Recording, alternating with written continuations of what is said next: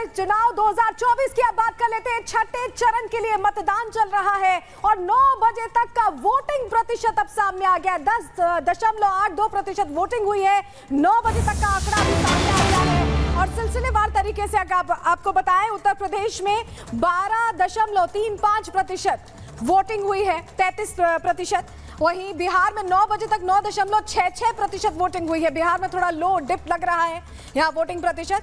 वहीं बात हरियाणा की कर ले तो अब तक 8.39% मतदान हुआ है। जम्मू कश्मीर में 8.89% मतदान हुआ है। श्वेता, लगातार ये सिलसिलेवार तरीके से हम डेटा बता रहे हैं। बिल्कुल, और देखिए हरियाणा में अगर देखें तो 8.31% वोटिंग हुई है। जम्मू कश्मीर में 8.89% वोटिंग हुई है।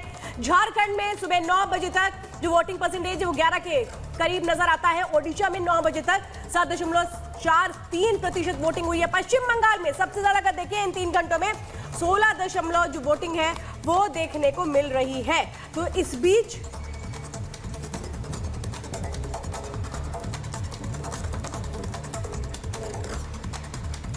तो ये देखिए, इस वक्त आपको वोटिंग परसेंटेज तो हम बता ही रहे हैं, लेकिन इस बीच आपको बता दें कि आरोप प्रत्यारोप का दौर भी चल रहा है। आम आदमी पार्टी बड़े आरोप लगा रही है सलोनी, तो लेकिन इस बीच दिल्ली बीजेपी की जो अध्यक्ष है उन्होंने भी सीधे सीधे बड़े आरोप लगा दिए। कह दिया है कि जो 2 आरोप लगाए जा रहे हैं ये वीरेंद्र सचदेव ने बड़ी बात कह दी। वीरेंद्र सचदेव का ये कहना है कि 2 आरोपी जो है, 2 भ्रष्टाचारी जो हैं, उन्होंने हाथ मिला लिया है। भारतीय जनता पार्टी सवाल पूछ रही है। वीरेंद्र सचदेवा कह रहे हैं कि केजरीवाल चोर है। दिल्ली की सभी सीटों पर बीजेपी जीत का भी दावा कर रही है, हैट्रिक बनाने का दावा कर रही है भारतीय जनता पार्टी। वीरेंद्र सचदेवा जो दिल्ली बीजेपी के अध्यक्ष हैं, उन्होंने एक तरफ आरोप तो लगाए हैं आम आदमी पार्टी पर, वहीं जीत का भी भरोसा दिखाया है। हमारी सहयोगी गायत्री ने खास बातचीत की, सुनवाते आपको क्या कुछ कहा। इस वक्त मेरे साथ बीजेपी के प्रदेश अध्यक्ष वीरेंद्र सचदेवा जुड़ गए हैं। सर, सबसे पहले तो आप देख सकते हैं दक्षिण भारत की ड्रेस में है और दिखाइए आप जरा वो निशान, क्योंकि सभी लोगों को इंस्पिरेशन भी मिले। मुझे ये बताइए, क्योंकि बड़ी जिम्मेदारी आपके कंधों पर भी है, 7 सीटों पर हैट्रिक की, कितना भरोसा इस बार? दिल्ली की जनता के आशीर्वाद से और अपने कार्यकर्ताओं के दम पर हमें पूरा विश्वास है कि माननीय मोदी जी के नेतृत्व को तीसरी बार पूरा हिंदुस्तान सलामी देने जा रहा है।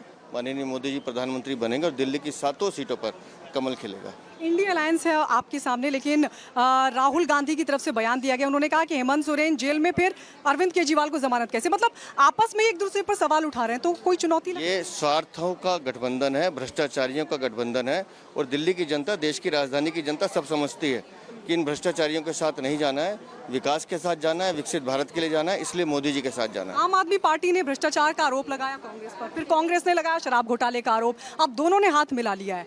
मैंने कहा ना कि दोनों चोर एक दूसरे का हाथ पकड़ के नैया पार करना चाहते हैं, लेकिन ऐसा होगा नहीं। दिल्ली की जनता और देश की जनता मोदी जी को वोट देगी, मोदी जी तीसरी बार प्रधानमंत्री बनेंगे। अच्छा, महिला वोटर्स भी लगातार हम देख रहे हैं। स्वाति मालीवाल केस का कोई असर आप देखते हैं? देखिए, महिलाओं के मान सम्मान के लिए हर दिल्ली का व्यक्ति तो बेहद जागरूक है और देश की जनता भी जानती है। जिस तरह से मुख्यमंत्री आवास के अंदर उनके साथ अभद्रता की गई, महिलाओं में रोष है और महिलाएं उसका जवाब देंगी। अरविंद केजरीवाल खामोश है? अरविंद केजरीवाल अब खामोश ही रहेंगे।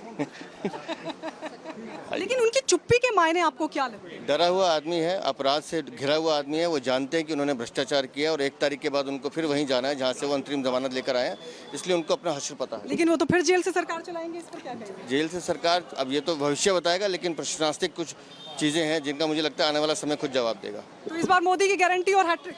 मोदी की गारंटी और दिल्ली की 7 सीटों पर भारतीय जनता पार्टी की विजय। तो वीरेंद्र सचदेवा को आप सुन रहे थे, जो जीत का भरोसा जाहिर कर रहे हैं। इस बीच आम आदमी पार्टी ने बड़े आरोप लगाए हैं बीजेपी पर और एलजी पर भी आरोप लगाती है अब आम आदमी पार्टी नजर आ रही है। कहना है आम आदमी पार्टी का, आतिशी ने कहा है कि जो आम आदमी पार्टी के प्रभावी इलाके हैं वहां पर स्लो वोटिंग कराने की कोशिश है। एलजी पर यह आरोप लगाए हैं कि दिल्ली में धीमी वोटिंग करवाना चाहते हैं एलजी और इसके लिए बाकायदा उन्होंने ऑफिसर्स के साथ मीटिंग की है। ये बड़े आरोप आतिशी ने लगाए। तो बड़ी जानकारी आपको बता दें, ये कहा गया है कि कल एलजी ने अधिकारियों के साथ बैठक की थी। आतिशी आरोप लगा रही है, एलजी ने बैठक के बाद अधिकारियों को निर्देश दिए थे, ऐसा है तो निष्पक्ष चुनाव का उल्लंघन है। कह क्या रहे हैं आतिशी, क्या कह रही है, इस पर बीजेपी किस तरह से पलटवार कर रही है वो सुनवाते हैं।